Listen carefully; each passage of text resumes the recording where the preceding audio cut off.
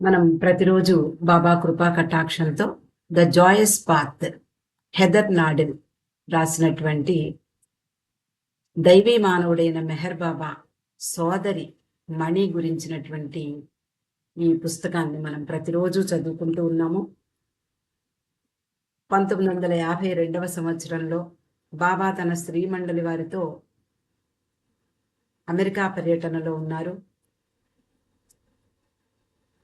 అలాగే మెర్టిల్ బీచ్లో కొన్నాళ్ళు ఉండి పశ్చిమ దిక్కుకు ప్రయాణమై వెడుతూ ఉండగా ఒక్లహామా అనే ప్రాంతంలో యాక్సిడెంట్ జరుగుతుంది. బాబా, మెహ్రా, మెహ్రూ, ఎలిజబెత్ ప్యాటర్సన్ వీళ్ళు నలుగురు విపరీతమైనటువంటి గాయాలు పాలయ్యారు. మణి ఒక్కతే కొంత మాత్రమే గాయాలతో బయటపడింది. ఆ విషయాలన్నీ కూడా మనం చదువుకుంటూ ఉన్నాము. ఈ సమయంలో మణి అంటే ఇండియాలో ఉన్నటువంటి బాబా ప్రేమికులకు, బాబా సన్నిహితులకు, బాబా మండలి వారికి కూడా నిజానికి చాలా ఆతృతగా ఉంది. ఏం జరిగింది అక్కడ, ఎలా జరిగింది ఈ యాక్సిడెంటు, ఎలా ఉన్నారు బాబా, ఇలా వాళ్ళందరిలో తీవ్రమైనటువంటి ఆవేదన, కలవరం, వర్రి ఇదంతా వాళ్ళు ప్రతి నిమిషము వాళ్ళు ఆలోచించేవారు వీళ్ళని గురించి. కానీ ఆ రోజుల్లో ఈ రోజుల్లో లాగా వాట్సాప్ మెసేజ్లు కానీ ఆడియో వీడియో కాల్స్ కానీ లేవు.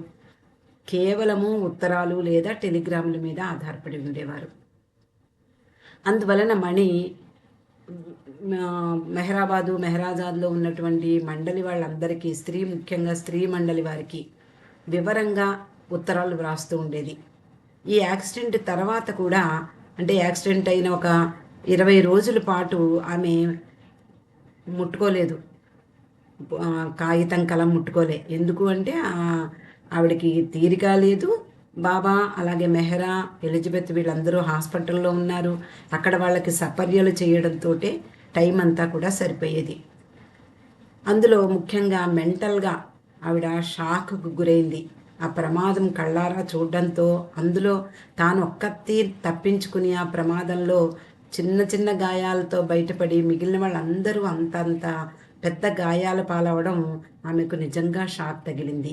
ఎందుకు నన్ను ఒక్కతిని ఇలాగా దెబ్బలు తగలకుండా బాధకు లోనవ్వకుండా బాబా ఎందుకు చేశాడు అని ఒకసారి అనుకున్నా, మరొకసారి వీళ్ళందరికీ లేకపోతే నాకు కూడా గాయాలైతే నేను వీళ్ళకి ఏం సహాయం చేయగలను అని, అందువలన బాబా నన్ను ఇలా ఒడ్డున పడేశారు అని అనుకునేది. ఇలాంటివన్నీ ఎలా మదన పడడము, అలాగే తిరిగి వాళ్ళందరూ కూడా కొంచెం కోలుకున్నాక మిర్టిల్ బీచ్కి తీసుకురావడం జరిగింది. తర్వాత వీళ్ళందరికీ, అంటే మండలి వాళ్ళందరికీ ఉత్తరం రాస్తూ ఇంకా కొన్ని విషయాలు మనం నిన్న కొంతవరకు చదువుకున్న మా ఉత్తరంలో విషయాలు ఇంకా కొన్ని ఈరోజు చదువుకోవాలి.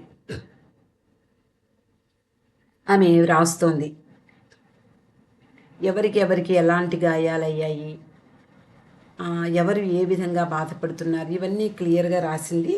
మెహ్రా గురించి రాస్తోంది. మెహ్రాకి తలకి నుదుటి మీద పెద్ద గాయం అయింది. ఆ గాయం ఎంతలో నిజానికి తలకి చిన్న దెబ్బ తగిలితేనే అందరూ అప్రమత్తంగా ఉంటారు. ఏంటి, ఏదైనా ఇబ్బంది ఉందా, లేకపోతే బ్రెయిన్లో ఏమన్నా లీకేజ్ ఉందా, బ్రెయిన్లో ఏమన్నా రక్తస్రావం అవుతుందా, ఇలాంటివన్నీ కూడా అబ్జర్వేషన్లో పెడుతూ ఉంటారు సాధారణంగా. కానీ ఆమెకు నుదుటి మీద పెద్ద లోతైన గాయమైంది. దాని కుట్లు అవి పడ్డాయి. తర్వాత మిగిలిన శరీరంలో కూడా చాలా దెబ్బలు తగిలాయి. వాటన్నిటికీ కూడా చికిత్స జరిగింది. కానీ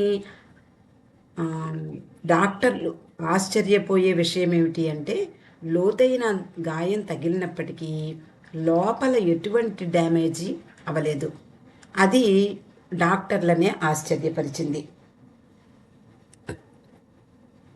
వీళ్ళు అందరూ అనుకున్నట్టు ఇది ఏదో మెరికల్ జరిగింది, లేకపోతే అంటే అద్భుతం జరిగింది, లేకపోతే ఇలా అంత పెద్ద దెబ్బ తగిలి లోపల ఎటువంటి లీకేజీ లేకపోతే ఎటువంటి రక్తస్రావం లేకుండా బయటపడడం అనేది నిజంగా వైద్య చరిత్రలోనే అమోఘము అని వాళ్ళు అనుకున్నారు.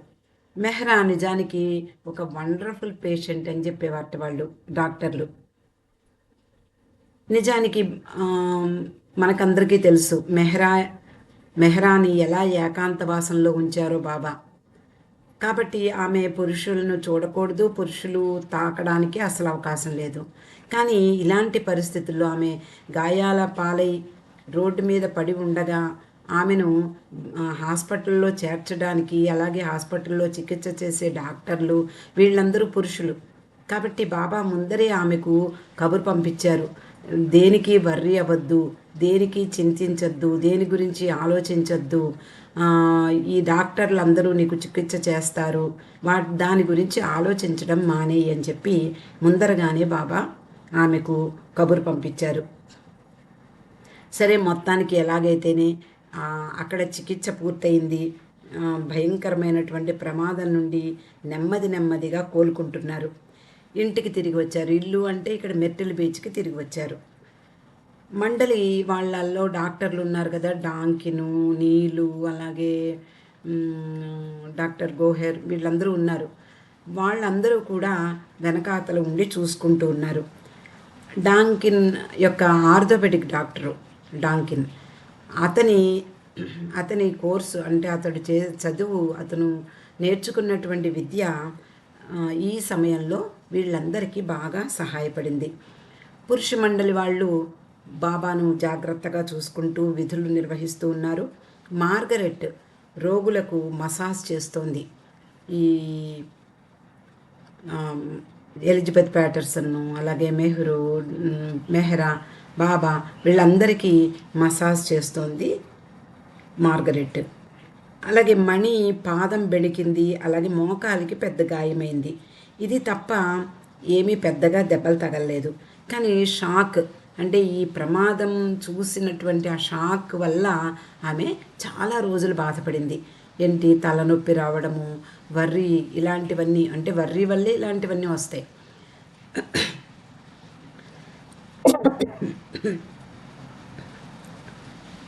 చాలా బాధపడింది. తర్వాత ఈ ఉత్తరం వ్రాస్తూ మణి వాళ్ళకి రాసింది.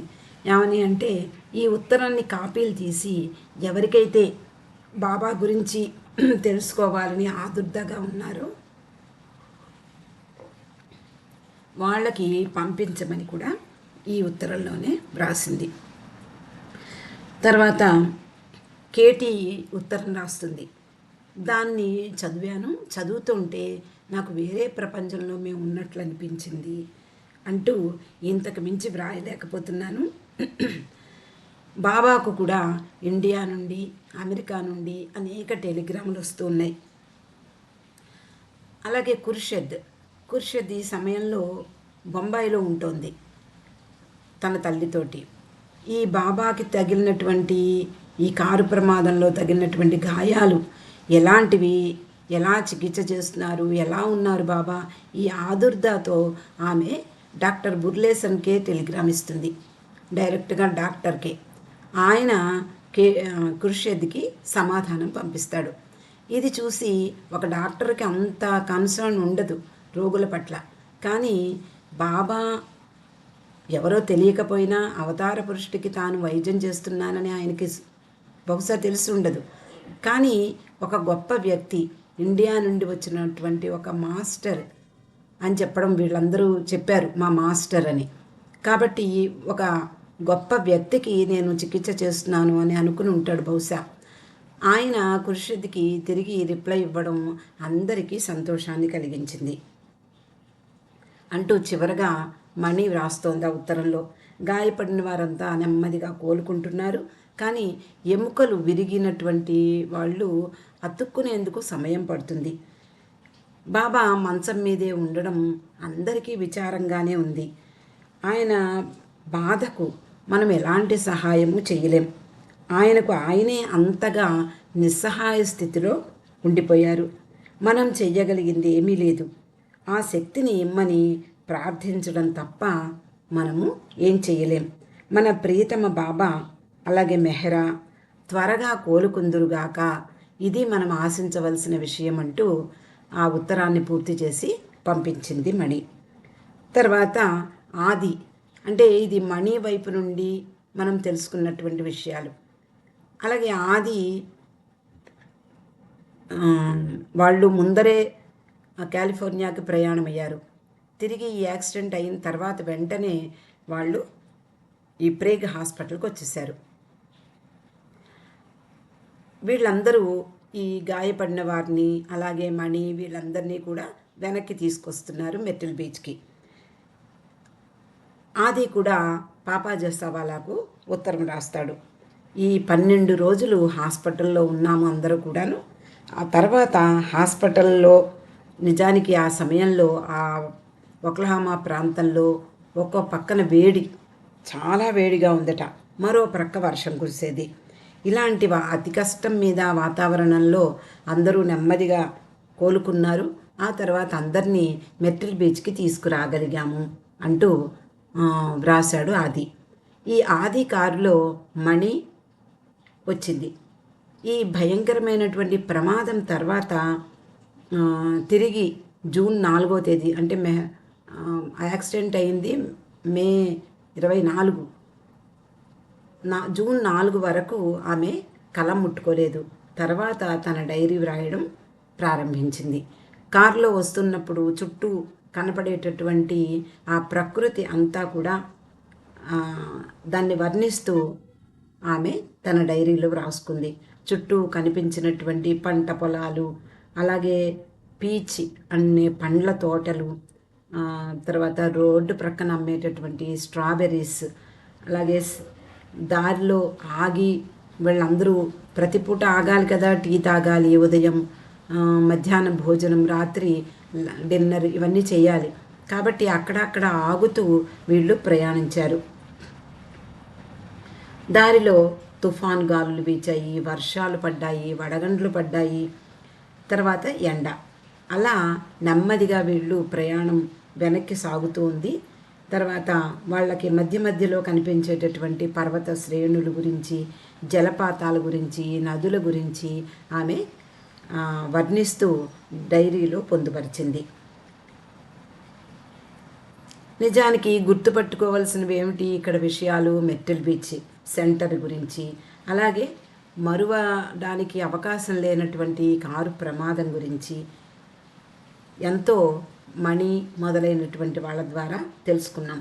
కానీ కొన్ని విషయాలు తర్వాత తమాషా అయినటువంటి విషయాలు కూడా జరిగేవి. బాబా ముందు అంటే ఒక అంబులెన్స్లో మెహ్రా, గోహెర్, డాంకిన్, రానో, నీలు వీళ్ళందరితో మెర్టిల్ బీచ్ వచ్చారు. తర్వాత ఆది సీనియర్ కారులో డేలియా, గుస్తాజీ, మెహ్రూ, మణి వచ్చారు. తర్వాత వాళ్ళకి ఒక వ్యాన్ని తగిలించుకుని అందులో లగేజ్ అంతా పెట్టారు.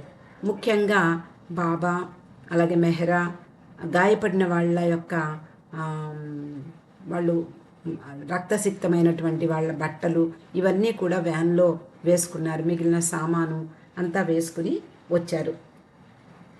అలా ముందు బాబా యొక్క అంబులెన్స్ బయలుదేరింది. తర్వాత వెనకాతల ఆది సీనియర్ కారు బయలుదేరింది. 2 సార్లు రాత్రి సమయాలలో ఆగారు. అలాగే తినడానికి, లేకపోతే స్నాక్స్ తినడానికి, టీ తాగడానికి మధ్య మధ్యలో ఆగేవారు. ఒకసారి డ్రగ్ స్టోర్స్ అనేది అంటే సాధారణంగా డ్రగ్ స్టోరు అంటే మనం మామూలుగా మందులు అమ్మే స్టోరు అని మనం అనుకుంటాం. కానీ ఇక్కడ మణి వర్ణిస్తోంది డ్రగ్ స్టోర్ అంటే అక్కడ యాస్ప్రిన్, అనాసిన్ అంటే ఆ రోజుల్లో మందులు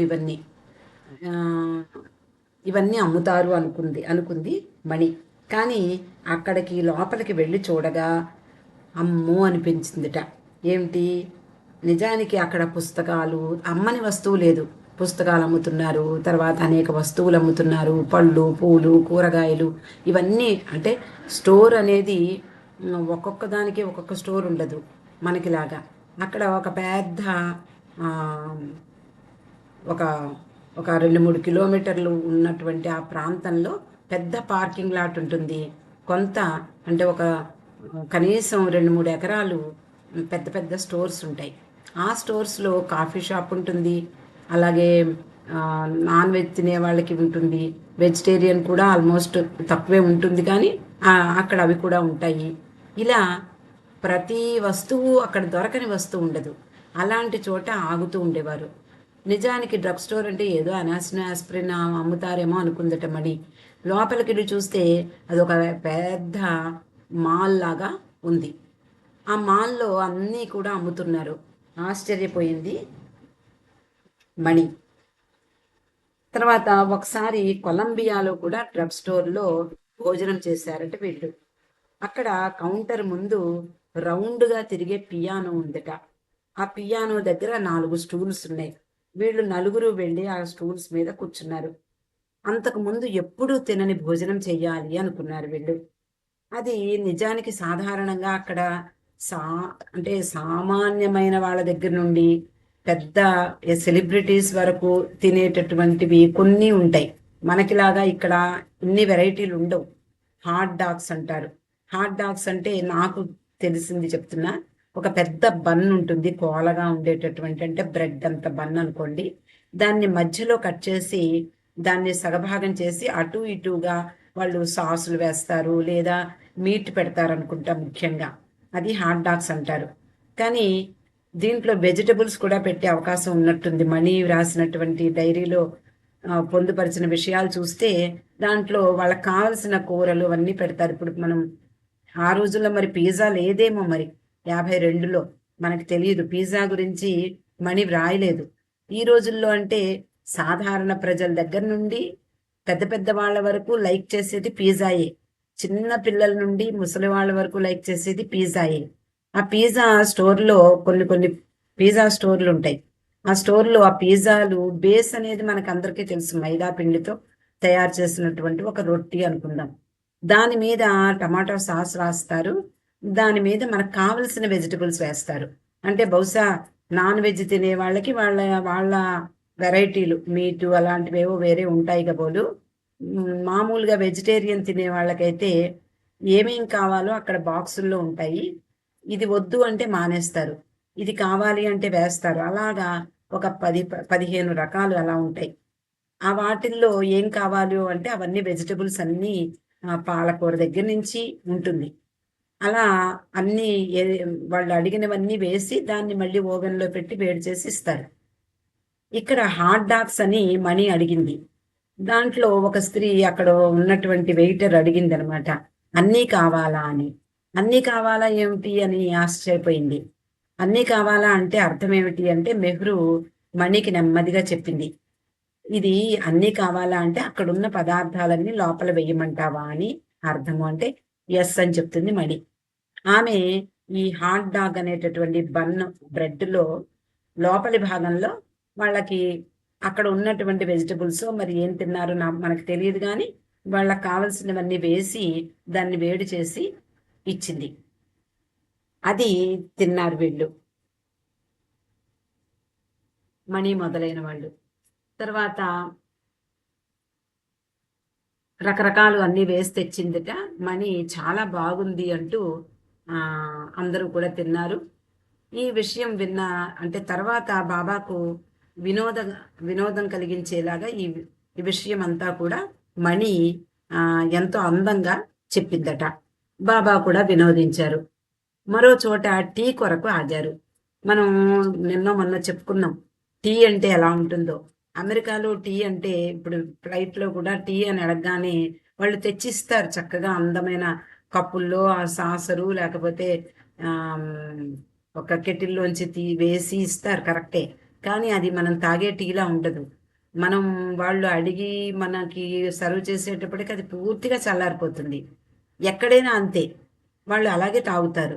కానీ మనకి ఇండియాలో ఉండి వెళ్ళిన వాళ్ళకి, మనీ మొదలైన వాళ్ళకి టీ అంటే పాలు అంటే బాబా మండలి వాళ్ళకి పాలుతో టీ అలవాటు లేదు గానీ, బయటికి వెడితే మనకి ఇండియాలో పాలతో తయారు చేసిన టీనే తాగుతాం. కాబట్టి వీళ్ళు టీ అని అడగగానే వాళ్ళు ఆ కప్పు తెచ్చి టేబుల్ మీద పెట్టేటప్పటికల్లా అది గోరువెచ్చగా అయిపోతుంది. వాళ్ళు నీళ్లు తెచ్చిస్తారు. దాంట్లో అక్కడే టీ పొడి అదే బ్యాగ్ ఉంటుంది. ఆ టీ బ్యాగ్ దాంట్లో ముంచి అక్కడే చక్కెరుంటుంది. ఈ రోజుల్లో చిన్న చిన్న కప్పులు అంటే ఒక స్పూన్ పాలు పట్టేటటువంటి చిన్న కప్పులుంటాయి. ఆ కప్పులు సీల్డ్ వేసుంటాయి. ఆ సీల్ తీసి ఆ పాలు దాంట్లో వేసుకోవచ్చు. అలాగా ఉంటుంది. ఇవన్నీ కలుపుకొని తాగేటప్పటికి పూర్తిగా చల్లారిపోతుంది. వేడి టీ ఇంకా తాగబుద్ధి అవ్వదనమాట. అలా ఉంటుంది టీ. ఆ టీ గురించి కూడా మణి వర్ణిస్తోంది. ఒకసారి ఒక చోట ఆది టీ కోసం ఆగాడు. అక్కడ ఆహ్, సర్వ్ చేసే టీ ఆదికి నచ్చదు, డేలియాకి నచ్చదు. ముఖ్యంగా మణికి కూడా నచ్చకపోవచ్చు. అలాంటి టీ. వాళ్ళు టీ బాగుంటేనే తాగుతారు. టీ బాగోకపోతే కొంతమంది ఎలాగోలే సరే ఏం చేస్తాం అని చెప్పి తాగుతారు. కొంతమంది తాగలేక వదిలేస్తారు. ఇండియాలో చాలా బాగుంటుంది అంటుంది డేలియా. అక్కడ ఆవిడయినప్పటికీ కూడా అమెరికన్స్‌కి టీ ఎలా చేయాలో తెలియదు అంటుందట. అక్కడ ముందు ఇందాక నేను చెప్పినట్లుగా వేడి నీటిని కప్పుల్లో పోస్తారు. అది టేబుల్ దగ్గరికి వచ్చేసరికి గోరువెచ్చగా తయారవుతుంది. ఒక ప్రక్క టీ బ్యాగ్స్ ఉంటాయి. వాటిని నీళ్ళల్లో ముంచి తాగేసరికి ఆ వేడి కూడా ఉండదు. షుగర్ వేసి కలపాలి. అంటే ఎవరికి వాళ్ళే ఎంత కావాలో అంతా వేసుకొని కలుపుకుంటారు. ఇది అక్కడి టీ. ఆదికి ఈ టీ తాగి తాగి అమెరికాలో టీ 2, 3 సార్లు తాగితే అలా తెలిసిపోతుంది మనకి. కాబట్టి ఇలా కాదు అని ఒక ఆలోచన చేస్తాడు ఆది.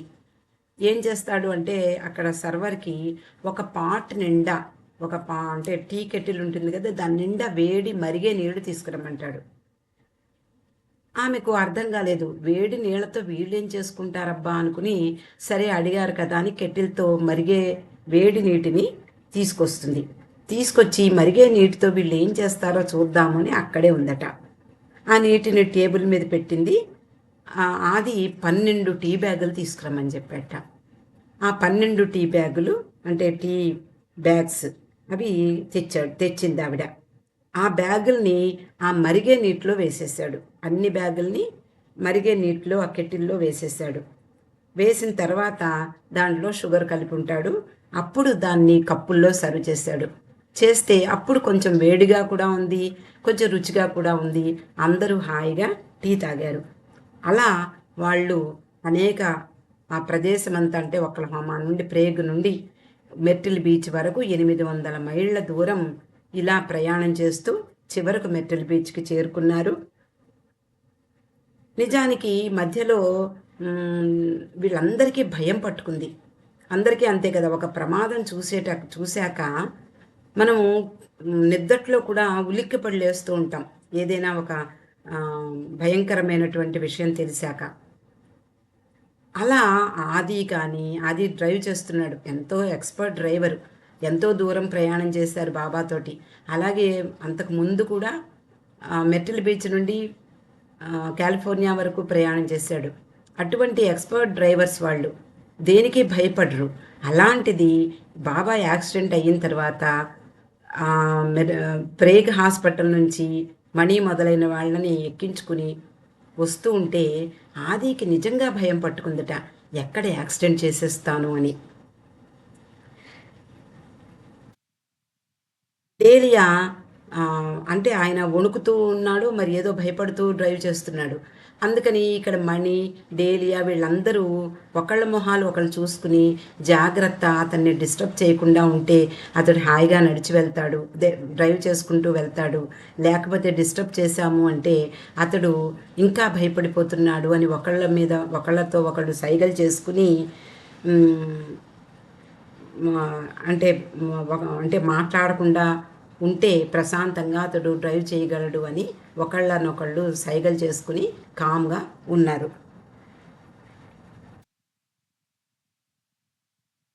అలా వీళ్ళు ఆది భయపడుతూనే డ్రైవ్ చేశాడు. ఎక్కడైనా యాక్సిడెంట్ అవుతుందేమోననే భయంతో మొత్తానికి వాళ్ళందరూ కూడా మెర్టిల్ బీచ్ చేరుకున్నారు.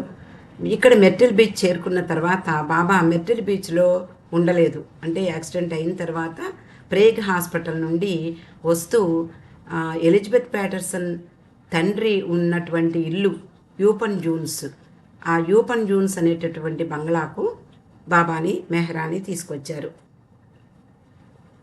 అక్కడ అంటే మెహరా, ఎలిజబెత్, బాబా వీళ్ళ ముగ్గురిని అక్కడికి తీసుకొచ్చారు. మణి నిజానికి మనం మొన్న నుంచి చదువుకుంటూ ఉన్నాం. యాక్సిడెంట్ అయినప్పటి నుంచి కూడా ఒక విధమైనటువంటి జంకు పట్టుకుంది మణికి. అంటే ప్రతిదానికి భయపడిపోవడము, లేదా ప్రతిదానికి సెన్సిటివ్గా అవ్వడము, తర్వాత కురింగిపోవడం, లోపల లోపల కురింగిపోవడము, ఇలాగా ఆమె చాలా ఇబ్బంది పడుతోంది.